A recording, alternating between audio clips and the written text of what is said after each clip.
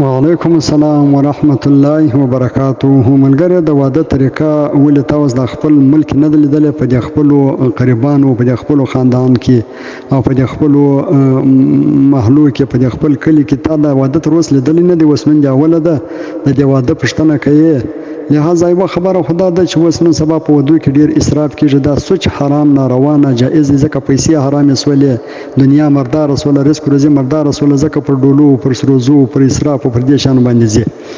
لہذا چې یو ملا نکاح وتړي هغه ته به 500 زر روپۍ ورکړو، لیکن ډاله والا به راولو هغه ته بیا 10,000 40,000 ورکوو. داسې الله تعالی موږ ته راخطا کړې ده. د ډاله والا ته 10,000 40,000 ورکوو، او ملا ته چې نکاح وتړي د فرد په دې عبادت کې د موږ سره سره یي او هغه ته موږ 500 زر روپۍ ورکوو.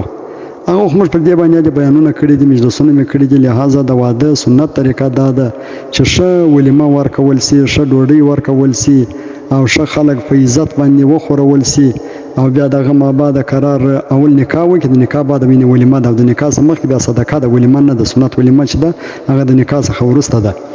او بیا مطلب چې اول نکاح وکړي یو څه کسان په ورا باندې ورسي، او بیا دغه څخه وروسته راسي نکاح وتړي، بیا راسي خپل کور ته ښه ولیمه ښه عزت دې مېلمنو ته ورکړي، او په کور کې دا دریاوي دا غرغړې دا نارې نن سبا خو ډېکونه وراوړي 3 ورځې 5 ورځې ډېکونه چلېږي و ښځو دپاره.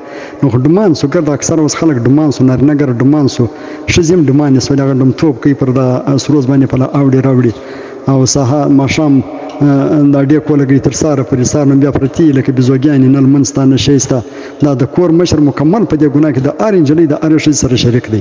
که هرې ویل لمونځ قضا کوي، هرې ویې که فیس کو فجور کوي، دا مشر صفا ورسره شریک دی.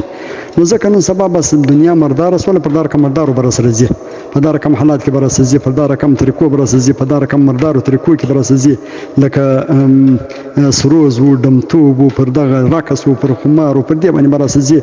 بس خو د واده دا طریقې نه دي لکه نن سبا چې کم کېږي. دا طریقې د واده والله بلاکه دي. لہذا الله تعالی به د هر روپۍ حساب د دې کور د مشر سره کوي چې ظالمه د ښځو د رقص لپاره ما تا ته دا دنیا درکړې وه، تا چې دا دنیا ګټله، تا د دې ښځو د دې لپاره ګټله چې دا ښځې پر دې دغه باندې ډمتوب وکړي، پر دې ډیکو باندې ډمتوب وکړي، د سهاره تر ماښام پورې، د ماښامه تر سهاره پورې اویا ټکان دي، سهار ماښام ټکان کوه. د واده خپله طریقه ده، واده طریقه دغه ده چې بس ښه ولیمه ورکړه، پر مبارکۍ کښېنه، خپله مبارکي واخله، او مېلمانه چې ته راځي عزت یې کوه. او چې کله واده راوړې 2 رکعته نفل الله تعالی ته وکړه، د شکرانې ده چې شکر دی الحمدلله پر ما دې دومره احسان وکړي، ما ته دې زما د زوی یا د ورور یا زما خپل ولور دی خدای پاک را پوره کوي، زما عزت را کور ته کوي. نو دا د ستا ډېر شکر دی خدای پاک. 2 رکعته نفل باید سړی وکړي.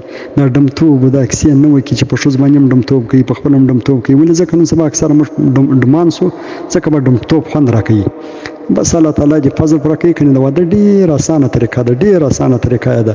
واده دغه دی، ما درته وویل چې بس په ورا ولاړې، هغه ورا نکاح وتړل سوله، دغه ما بعد راغلی چې کوم مېلمانه دي هغه مېلمنو ته ښه ولیمه ورکړه، ډوډۍ ورکړه، په دې کې ثواب سته، عزت پکښې دی، خوند پکښې دی.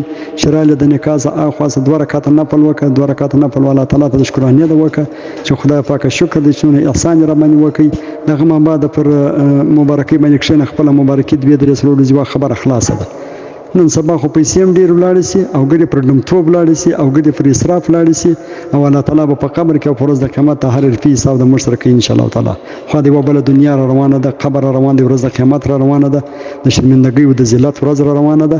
هغه به بیا هر چا ته انشاءالله تعالی معلوم سي چې د علماو موږ ته ښه ویل کې بد راته ویل. موږ حقیقت په دې دنیا کې ډمان و، ډمتوب مې کوئ، په دې خپلو ښځو او په خپله مې ډمتوب کوئ که مې نه کوئ، او ډمان وکړه نه و. دا به ګرده په قبر کې په ورځ د قیامت وایي د رحمان وینا به هله په کار در سي چې یو دیوال ته دې شا او بل ته مخ سي.